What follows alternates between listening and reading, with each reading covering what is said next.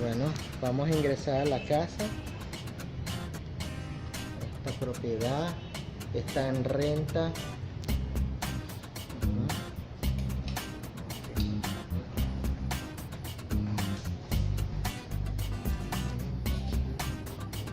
Estamos en renta la casa. Sí. Excelente. Aquí tenemos la primera habitación, un aire acondicionado. ¿Sí?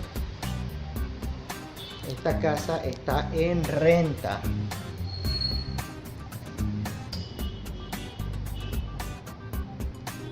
Tenemos el baño.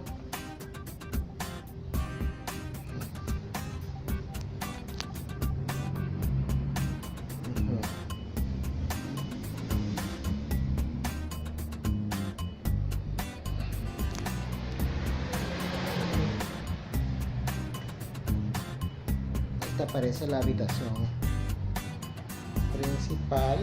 Tiene un anexo que es un baño.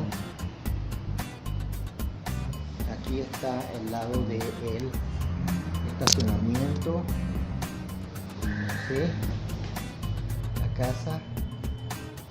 Vamos a ir a otro. Estos son 3 cuartos. Aquí tenemos el área de cocina. Este es el sector de Altamira. Este es en el sector de Altamira. Aquí tenemos otra habitación. Este es el patio. Tenemos otra habitación. Este es el patio. ¿Sí? Otra habitación acá. Patio trasero. El área de guindar. Aquí hay otra bodeguita.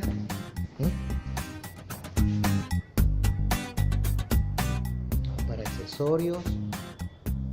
Aquí el lavandero.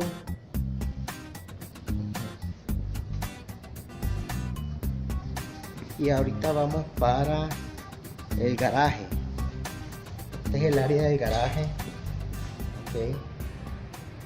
Listo.